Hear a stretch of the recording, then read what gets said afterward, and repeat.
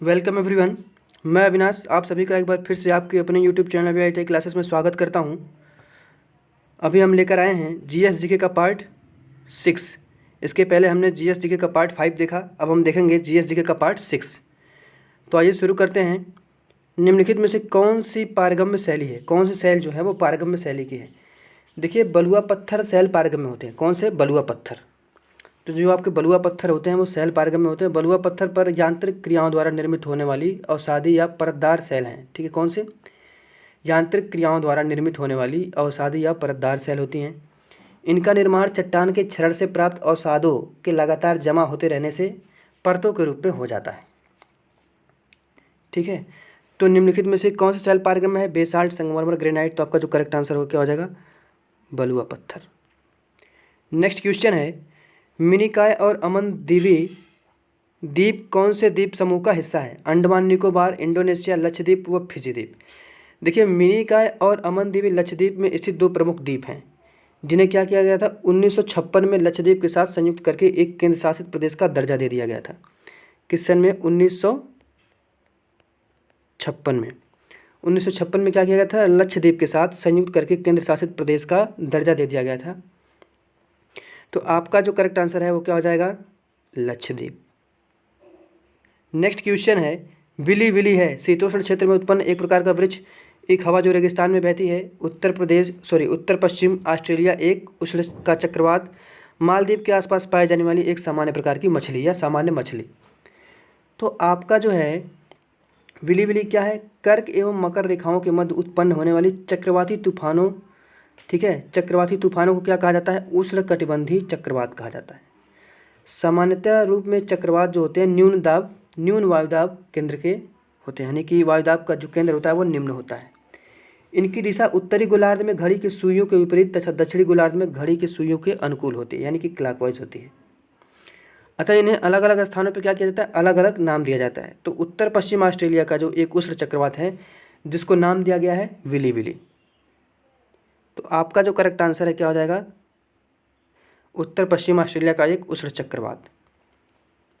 देखिए, अटलांटिक महासागर में इसी तूफान को हरिकेन कहा जाता है। भारत में चक्रवात और चीन में टाइफून कहा जाता है। तो ऑस्ट्रेलिया में क्या कहा जाता है? Willy willy. आपका करेक्ट आंसर विली विली।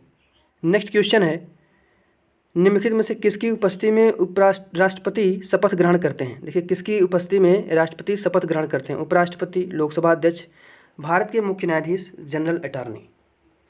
तो आपके कौन है? संविधान के अनुच्छेद 60 के तहत भारत का जो मुख्य न्यायाधीश है राष्ट्रपति को कार्यपालन और संविधान की रक्षा करने की शपथ दिलाता है। तो आपका जो करेक्ट आंसर होगा क्या हो जाएगा? भारत के मुख्य न्यायाधीश।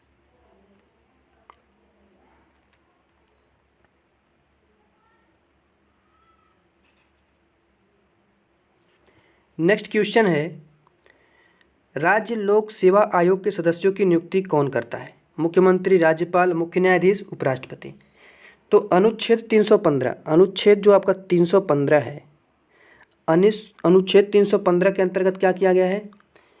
संघ के लिए लोक सेवा आयोग और प्रत्येक राज्य के लिए लोक सेवा आयोग। अनुच्छेद 316 ये संघ के लिए है और राज्य के लिए क्या है? 316(1).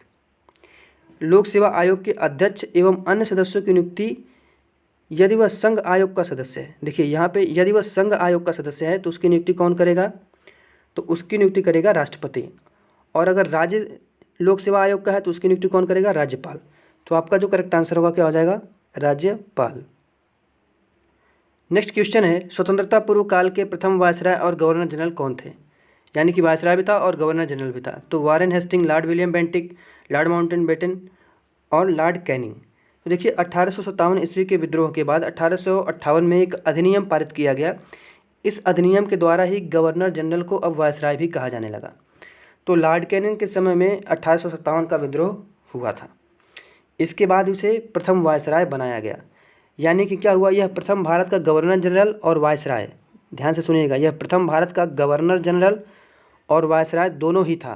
तो आपका जो करेक्ट आंसर होगा क्या हो जाएगा? Lord Canning. जबकि वारेन हेस्टिंग क्या था? भारत का प्रथम गवर्नर जनरल था। कौन? वारेन हेस्टिंग, ये जो था भारत का प्रथम गवर्नर जनरल था। नेक्स्ट क्वेश्चन, भारतीय राष्ट्रीय कांग्रेस कार्यकारी समिति ने भारत छोड़ो नामक आंदोलन का अनुमोदन कहाँ किया? देखिए, भारत छोड़ो जो आंदोलन था वो आपको, पहली बात तो आपको डेट याद होना चाहिए कि भारत छोड़ो आंदोलन कब हुआ। तो 9 अगस्त, जब भी भारत छोड़ो आंदोलन की बात आए तो 9 अगस्त 1942, 9 अगस्त 1942 को गांधी जी के आह्वान पर समूचे देश में एक साथ आरंभ किया गया था।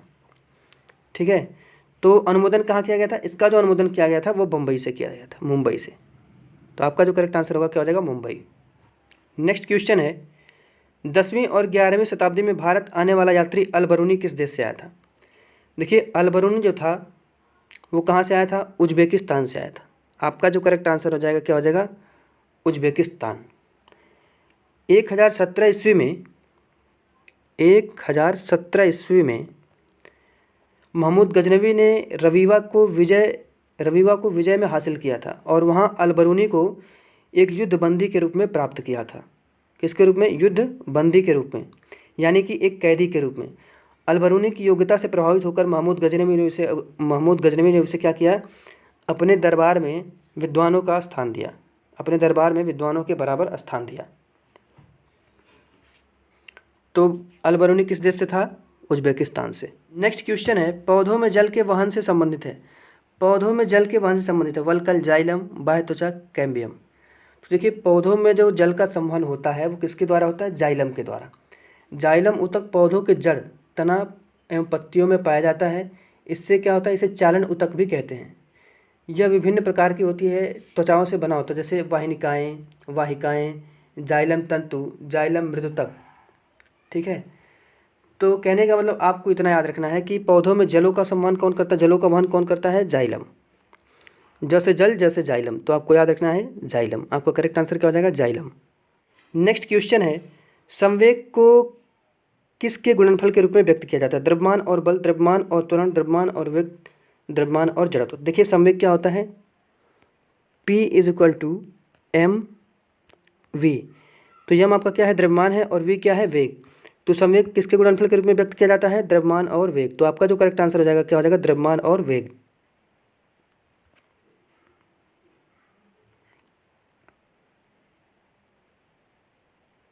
नेक्स्ट क्वेश्चन है, सामान्यतः परमाणु के नाभिक में होते हैं प्रोटॉन तथा न्यूट्रॉन, प्रोटॉन तथा इलेक्ट्रॉन, इलेक्ट्रॉन तथा न्यूट्रॉन, केवल न्यूट्रॉन। तो आपका जो परमाणु के नाभिक में होते हैं, देखिए परमाणु के नाभिक में क्या होते हैं? आपने पढ़ा होगा, एक फार्मूला होता है A =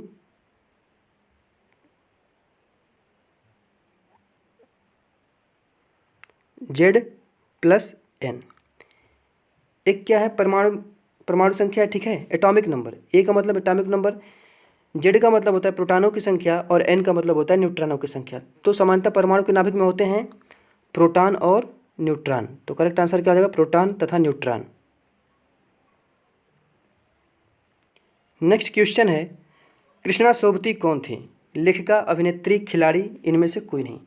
तो कृष्णा सोबती जो थी वो हिंदी की प्रसिद्ध लेखिका थी जिनका निधन हो गया। 2017 में इनको ज्ञानपीठ पुरस्कार से सम्मानित किया गया था। किस पुरस्कार से? ज्ञानपीठ पुरस्कार से सम्मानित किया गया था। तो कृष्णा सोबती कौन थी?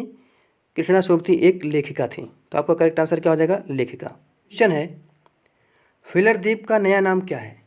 देखिए, व्हीलर जो द्वीप है, विक्रम साराभाई द्वीप, सतीश धवन द्वीप, अब्दुल कलाम द्वीप, CV रमन द्वीप।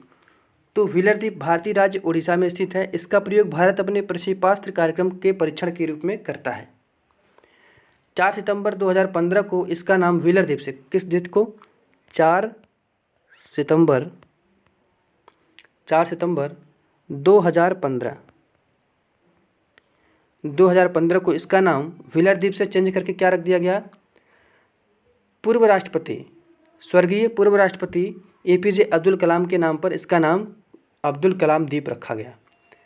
तो आपका करेक्ट आंसर क्या हो जाएगा? अब्दुल कलाम द्वीप। नेक्स्ट क्वेश्चन है कि भारत में सर्वाधिक शुद्ध सोने के सिक्के किस वंश के शासकों ने जारी किए?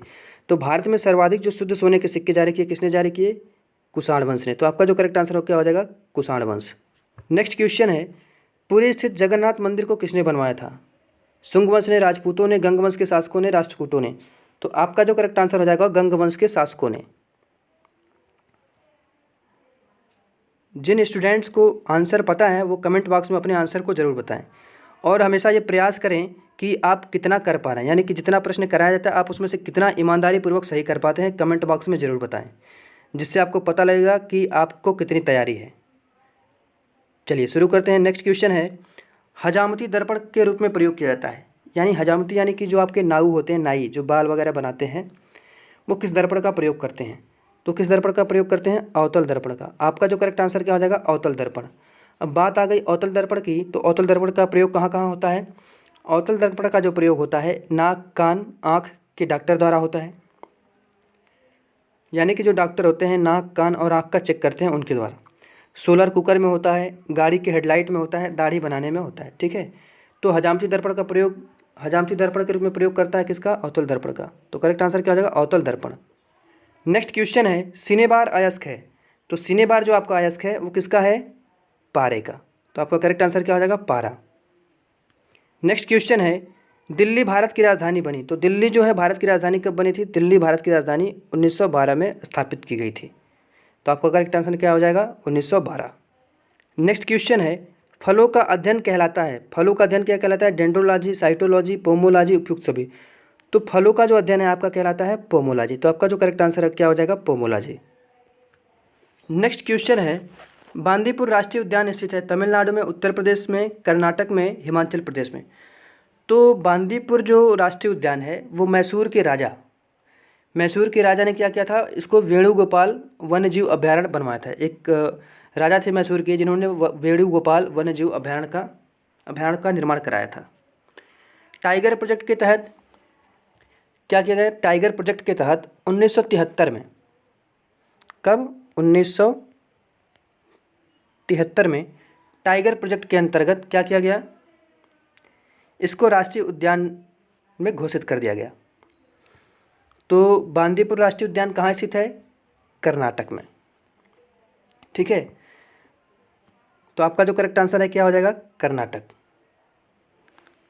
नेक्स्ट क्वेश्चन है, बजट का शाब्दिक अर्थ है। देखिए, एक विशेष फाइल, एक सूटकेस, चमड़े का थैला, ₹1 से भरा सूटकेस। तो बजट जो आपका है, बजट अनुच्छेद 112 अनुच्छेद 112 अनुच्छेद 112 में बजट निर्माण के बारे में बताया गया है, जिसमें बजट निर्माण कहाँ होता है? लोकसभा में केंद्र सरकार द्वारा। किसके द्वारा?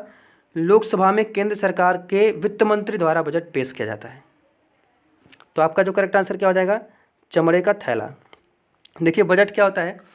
बजट एक पहले क्या होता था कि पहले मंत्रियों के द्वारा जिसमें दस्तावेज रखे जाते थे, तो एक चमड़े की थैली या फाइल टाइप की होती थी, ठीक है, जिसमें डॉक्यूमेंट्स रखे जाते थे। तो बजट का जो शाब्दिक अर्थ लिया जाता है, किससे लिया जाता है? चमड़े के थैले से। तो आपका जो करेक्ट आंसर है क्या हो जाएगा? चमड़े का थैला। नेक्स्ट क्वेश्चन है, कच्चे फलों को कृत्रिम ढंग से पकाने के लिए प्रयोग किया जाता है methane gas, hydrogen gas, carbon dioxide gas, acetylene gas. तो कच्चे फलों को कृत्रिम ढंग से पकाने के लिए किस गैस का प्रयोग किया जाता है? एसिटिलीन गैस का। तो आपका जो करेक्ट आंसर है क्या हो जाएगा? Acetylene gas. देखिए, एसिटिलीन गैस कैसे बनती है? कैल्शियम कार्बाइड, यानी कि कैल्शियम कार्बाइड पर जल की अभिक्रिया कराने से। कैल्शियम कार्बाइड पर जल की अभिक्रिया कराने से आपका जो कौन सा गैस बनता है? एसिटिलीन। तो क्या बनेगा रिएक्शन में? C2H2 प्लस CaO, है ना। तो कहने का मतलब यह है कि जो एसिटिलीन गैस होती है, ये आपका C2H2, एसिटिलीन गैस का सूत्र क्या होता है? C2H2 किस काम में आती है? फलों को पकाने के काम में आती है, वेल्डिंग में भी काम आती है। ठीक है, एसिटिलीन गैस का काम वेल्डिंग में भी होता है, ऑक्सीएसिटिलीन गैस वेल्डिंग में भी इसका प्रयोग किया जाता है। तो आपका जो करेक्ट आंसर क्या हो जाएगा? Acetylene gas. नेक्स्ट क्वेश्चन है, अ सेक्युलर एजेंडा पुस्तक के लेखक हैं। तो अ सेक्युलर एजेंडा पुस्तक के जो लेखक हैं वो कौन है? अरुण शौरी। तो आपका जो करेक्ट आंसर है क्या हो जाएगा? अरुण शौरी। नेक्स्ट क्वेश्चन है, इंटीग्रल कोच फैक्ट्री स्थित है। तो इंटीग्रल कोच फैक्ट्री चेन्नई के पेराम्बूर में स्थित है। कहाँ पे? पेराम्बूर में स्थित है।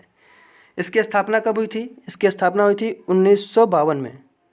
इंटीग्रल कोच फैक्ट्री स्थापित की गई थी कब? 1952 में।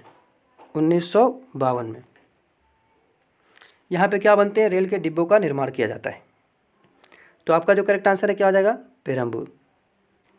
और next and last question, Sanchi का स्तूप बनवाया था अकबर ने, अशोक ने, कनिष्क ने, औरंगजेब ने। तो सांची का जो स्तूप है वो आपका बनवाया था किसने, सम्राट अशोक ने। अच्छा, सांची का स्तूप कहाँ है, सांची का स्तूप मध्य प्रदेश के सांची नामक गांव में बेतवा नदी के किनारे तट पर स्थित है। ठीक है, तो पूछता है प्रश्न, सांची का स्तूप कहाँ है, मध्य प्रदेश में है, सांची नामक गांव में है, किसने बनवाया था, मोस्ट इंपॉर्टेंट, अशोक के द्वारा बनवाया गया था। कब बनवाया गया था, 3री सदी में बनवाया गया था। ठीक है, अब बात आती है सांची के स्तूप में ऐसा खास क्या है। तो सांची का स्तूप कुछ ऐसे एक गुंबदनुमा शेप होता है। ठीक है, एक गुंबदनुमा आकृति है, गुंबदनुमा आकृति की एक मस्जिद टाइप का है, एक आकृति, मतलब एक गोलाकार, अर्धगोलाकार, चंद्राकार एक आकृति का भवन निर्मित किया गया है। इस भवन में है क्या, इसमें खास बात क्या है, इसमें भगवान बुद्ध यानी महात्मा बुद्ध के कुछ अवशेष रखे गए हैं, यानी कि उनके शरीर के कुछ अवशेष इसमें रखे गए हैं। तो इसको किसने बनवाया था, सांची का स्तूप बनवाया था सम्राट अशोक ने। किसके लिए फेमस है, महात्मा बुद्ध के अवशेष इसमें रखे गए हैं, इसलिए बौद्ध के अनुयायियों के लिए एक बहुत ही फेमस स्थान है सांची। तो सांची का स्तूप है कहाँ पे, मध्य प्रदेश में। तो आपका करेक्ट आंसर क्या हो जाएगा, सांची का स्तूप बनवाया था अशोक ने। आज के लिए बस इतना ही, फिर हाजिर होंगे नए वीडियो के साथ। जय हिंद।